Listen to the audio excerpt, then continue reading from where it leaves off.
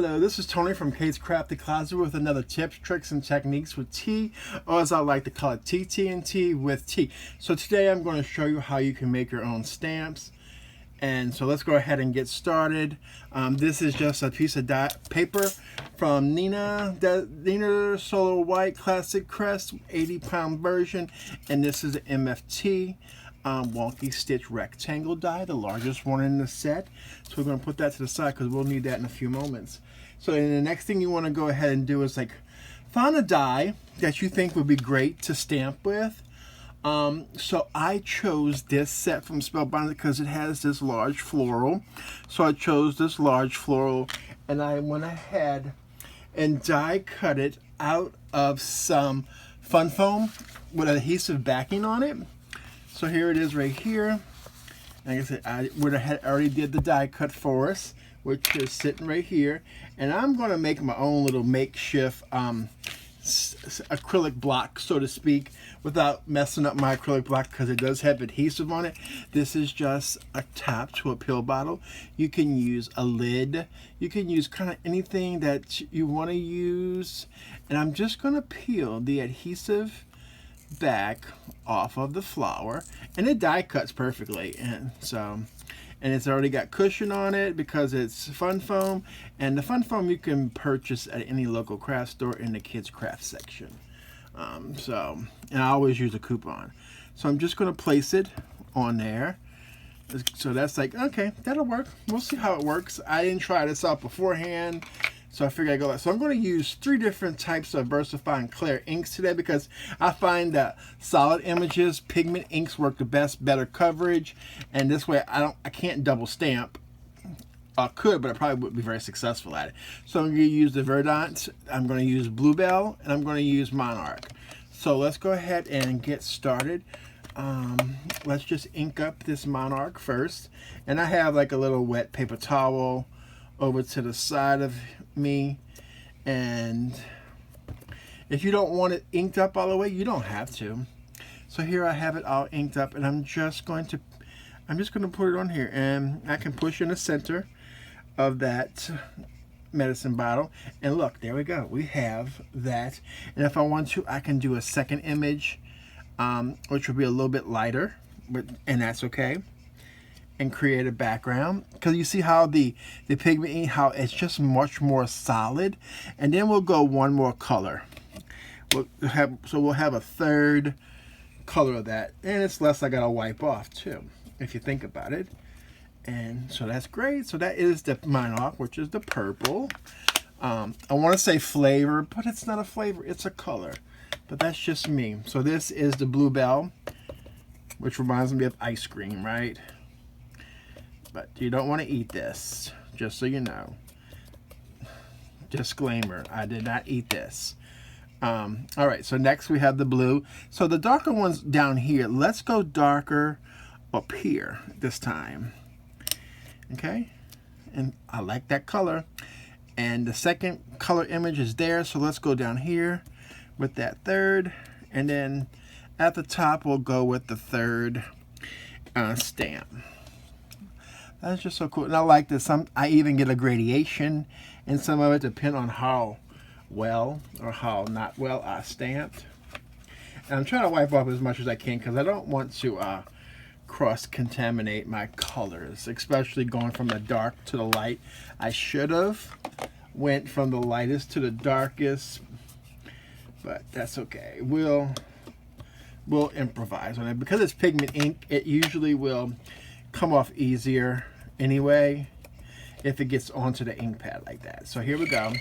We got let's go our first color there. I love that color. We're gonna go our second color here, and then we'll do our third color, which will be, I'm not quite sure where I want to put that third color, so let's just do a little bit right there.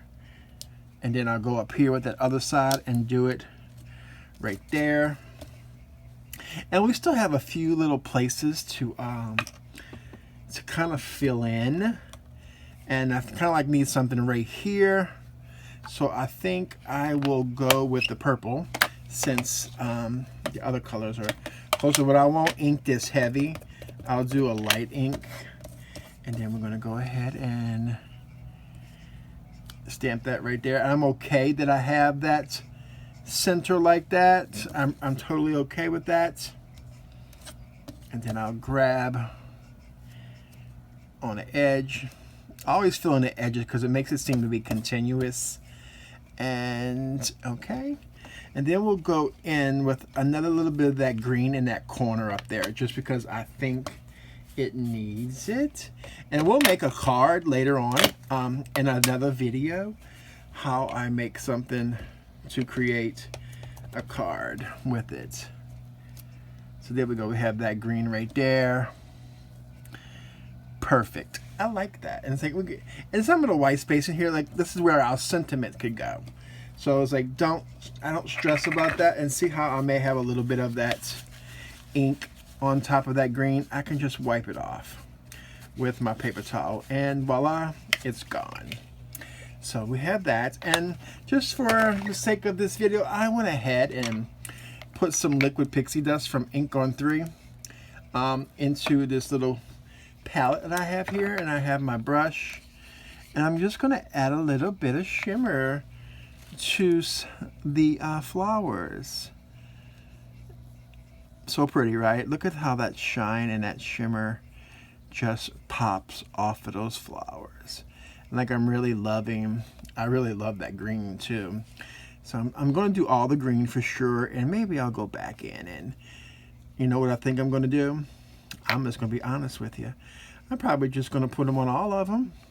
So if you don't mind sticking around for a moment and do it. I'm just going to do each color separately, because just in case it contaminates, which it shouldn't, because once it's dry, the pigment ink really won't move on you. But it's not to say it can't. So that is all of our greens. So let's go with the purple. Okay.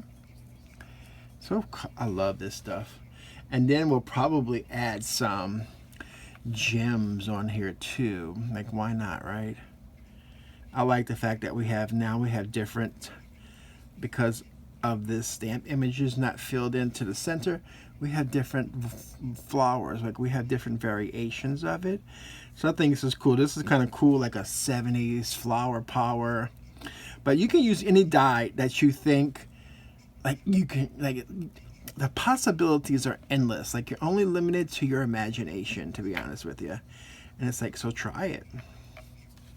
Any kind of dye, like solid images tend to work a lot better, in my opinion, in my trials and tribulations. So I'm going to add a little bit more water to my pixie dust, because it's starting to run out. All right, so here we go. And then I'll add maybe 1 or 2 of them, actually 3, because we always like to do things in odd numbers, right? More pleasing to the eye. And if you don't have liquid pixie dust, you most certainly can use any kind of, anything you want, to be honest with you. But I would say if you don't have liquid pixie dust, you may need to pick up a bottle or 2, or better yet, 3. Like I have several bottles, because I have a tendency to lose them in my craft room. Like, I think there's a vortex in my craft room that things just have a tendency to disappear. So that, we kind of got that all nice and covered, and all that good stuff. And then we have some gems right here. Like I said, these are some gems that I picked up at the Scrapbook Expo. So I'm going to pick 1 of each color to put those in the center. Oh, I like that. That really makes it pop. You can put pearls. You can use any embellishment that you would like. So I'm going to put them like right here in this little cluster, because then that gives me a decision. Do I want to put my sentiment here, or do I want to go down a little bit further with my sentiment? And this one wants to have 2 gems on it, and I don't blame them. Totally don't blame them there. So look, that is awesome. How fun is that? We just created that little fun little background on our paper, like basically our own DSP, so to speak.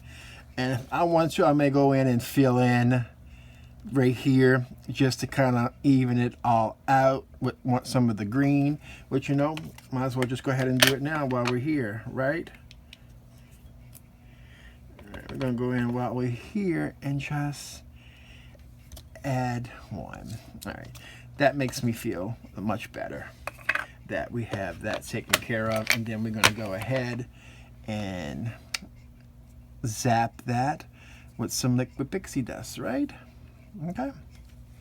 And we'll save this later. Like I said, we'll make a card with this later on. It's like super fun, super simple. It could be a happy birthday. It could be a thank you and all this. Like I said, I'll always link the things that I use, the products that I use in the description box below.